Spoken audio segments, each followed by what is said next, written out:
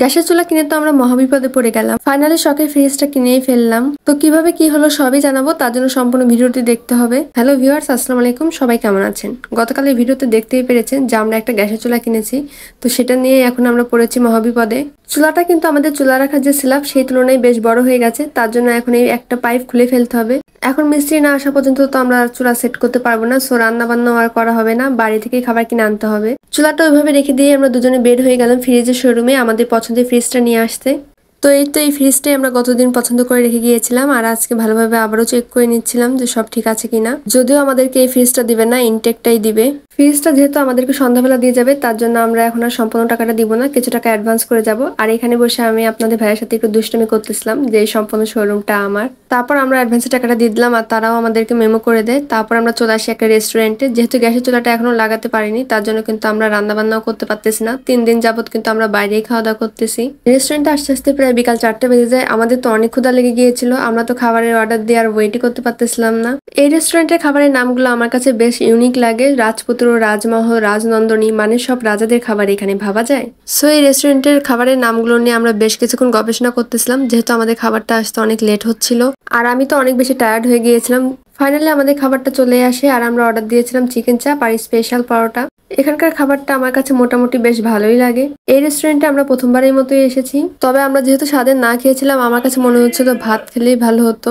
যেহেতু আমরা বাঙালি, ভাত ছাড়া তো আমাদের চলেই না। খাওয়া দাওয়া শেষ করে ফাইনালি এখন আমরা বাসায় চলে যাচ্ছি, আর আমি তো মহা খুশি। আর সন্ধ্যার জন্য খালি এখন ওয়েট করার পালা। ফাইনালি সন্ধ্যাবেলা আমাদের ফ্রিজটা চলেই আসে, আর তারা খুব সাবধানে ফ্রিজটা নিয়ে আসতেছিল। বাসাটা যেহেতু 5 তলায়, তার জন্য একটু কষ্টই হচ্ছিল তাদের।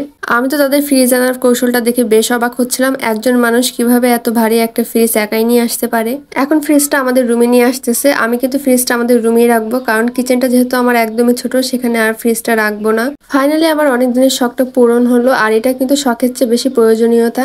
এখন তারা ফ্রিজটা আনপ্যাক করতেছে। তারা কিন্তু খুব যত্ন সহকারে ফ্রিজটা ডেলিভারি দিয়েছে। তাদের এই সার্ভিসটা আমার কাছে অনেক ভালো লেগেছে।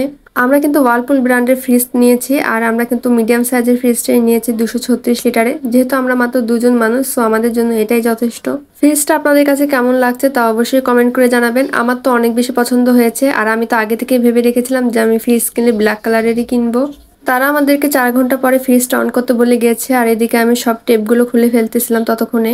আমাদের এই ফ্রিজটা নর্মাল আর ডিপ কিন্তু 50-50। আমার কাছে মনে হয় নর্মাল আর ডিপ দুটাই কিন্তু সমানভাবে প্রয়োজন, তার জন্য আমি 50-50টাই নিই। তো এই হলো ফ্রিজটার ওভারঅল লুক। যেহেতু ফ্রিজটা মিররের মতো রিফ্লেকশন দেয়, তাই আর আমি সামনে থেকে ভিডিও করিনি। নর্মালেও কিন্তু অনেক বেশি স্পেস আছে, আমাদের দুজনের জন্য তো একদম পারফেক্ট। 4 ঘন্টা কিন্তু কমপ্লিট হয়ে গেছে, আর এখন আমরা ফ্রিজটা অন করে দিই। যারা আমার এই ফ্রিজটা সম্পর্কে জানতে চেয়েছেন, তাদের জন্য আমি ফ্রিজটা আবারও একটু ডিটেলসে দেখিয়ে দিচ্ছি। ভেতরে কিন্তু অনেক স্পেস আছে, আপনারা বুঝতেই পারতেছেন।